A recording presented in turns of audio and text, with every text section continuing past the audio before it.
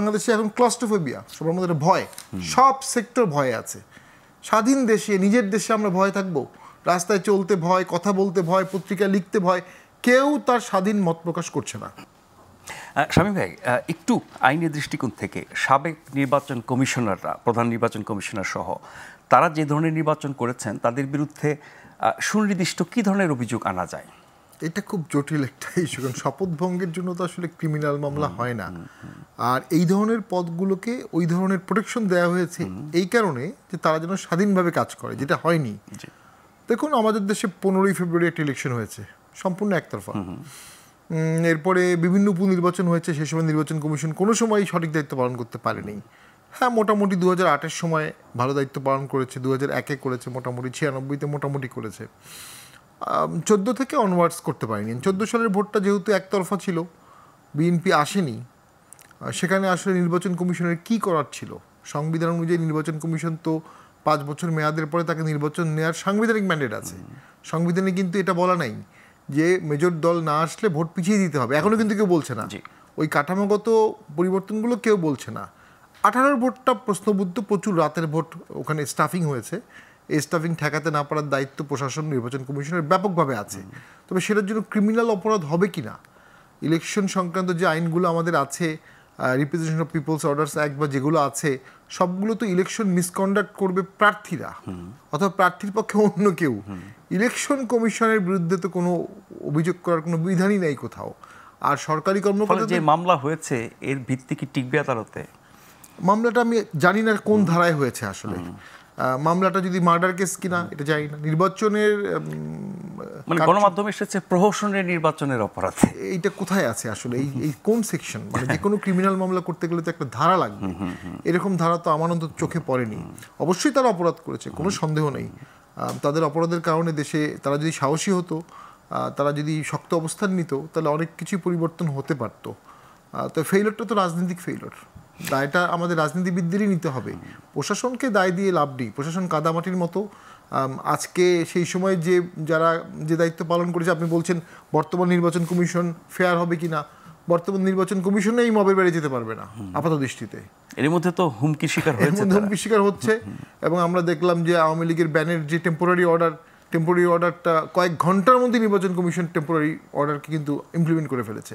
যদিও সৌদি সম্প্রতি doctor Yunus sir বলেছেন যে ইলেকশন কমিশন চাইলে ব্যান করবে, ইলেকশন কমিশন চাইলে রাখবে। আসলে কথাটা হওয়া ছিল মপ চাইলে ইলেকশন কমিশন রাখবে, মপ না চাইলে ইলেকশন কমিশন রাখতে পারবে না।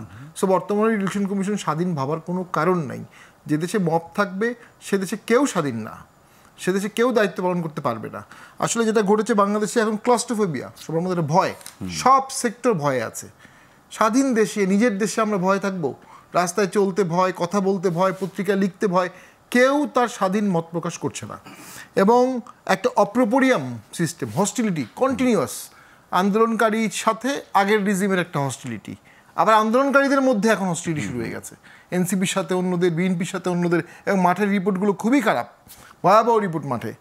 এবং লাস্টেশন চলছে, একটা পোস্ট সিভিল ওয়ার সিচুয়েশনে যা থাকে, এটা 10 মাস চলা মানে সরকারের ব্যর্থতা।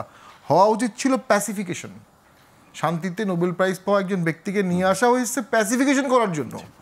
কিন্তু ডক্টর ইউনূস স্যার তার ছাত্রদের প্রতি অতিমাত্রায় মানে ভক্তি এবং অনেক বিষয় ওভারলুক করার কারণে উনি শক্ত পদক্ষেপ নিতে পারেনি। উনি সহযোগিতাও পাননি, এটাও অস্বীকার করবো না, ওনাকে কেউ সহযোগিতাও করেনি। কিন্তু রাষ্ট্র ক্ষমতা তো তার হাতে, কিন্তু ওনাকে এক্সার্ট করা উচিত ছিল। দীর্ঘমেয়াদী দেশের মঙ্গলটা চিন্তা করে উনি আরেকটা নোবেল প্রাইজ পাওয়ার মতো কাজ করতে পারতেন, উনি নেলসন ম্যান্ডেলা হতে পারতেন। কিন্তু এখন তো মনে হচ্ছে যেদিকে দেশ যাচ্ছে, আমি খুবই শঙ্কিত যে ওনার নোবেল নিয়ে একসময় প্রশ্ন চলে আসবে, কেউ না কেউ তুলবে।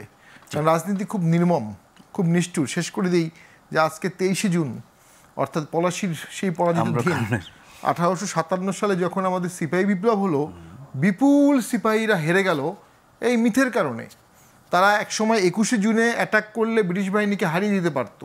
সেখানে একজন মিথ দিল যে 23শে জুনের লগ্ন ভালো, এই দিন পলাশির যুদ্ধে আমরা হেরেছিলাম, 23শে জুনে আমরা ব্রিটিশদেরকে হারাবো।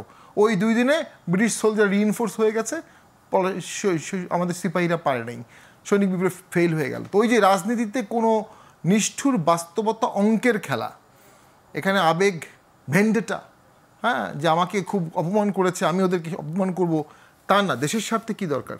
আইনকে আইনের মতো চলতে দিতে হবে, আর দেশের স্বার্থটা ওভাররাইডিং, যেটা আমাদের সিনিয়র সিটিজেনরা বা বিজ্ঞ প্রাজ্ঞ ব্যক্তিরা যেভাবে দেখতে পারবে, এটা তো আমরা দেখতে পারবো না। নিশ্চয়ই। ওনারা সেটা আলোচনার মাধ্যমে একটা কনসেনসাসে আসতে হবে, একটা এগ্রিমেন্টে আসতে হবে, আদারওয়াইজ এই যুদ্ধ চলবে এবং এই যুদ্ধ নোংরা দিকে যাবে, আগলি দিকে যাবে। অনলাইনে যুদ্ধ হবে, বিদেশে গেলে যুদ্ধ হবে, ডাস্টবিন বানানো হবে, এক পক্ষ ডাস্টবিন বানাবে, আরেক পক্ষ ডাস্টবিন, এই চলবে। এবং জাতি হিসাবে আমরা দেশের ডাস্টবিনের খবর এক বিদেশ পর্যন্ত চলে গেছে। বিদেশিদের ভাড়া করে ওখানে নিয়ে আসে, বিদেশিদেরকে ভাড়া করে গালি দেওয়া হয়েছে। তো এগুলো তো নোংরা রাজনীতি। তো এটাকে তো আসলে একজন লোক দরকার ছিল যার উপর সবাই আস্থা আনতে পারবে।